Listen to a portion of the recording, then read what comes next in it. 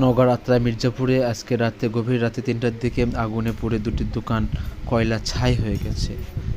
দোকানগুলো ছিল, একটা হলো চা স্টল হোটেল, আর একটা ছিল হলো ফার্নিচারের দোকান। এই দোকানটা একবারে সম্পূর্ণ পুড়ে ছাই হয়ে গেছে। এখানে বেশ কিছু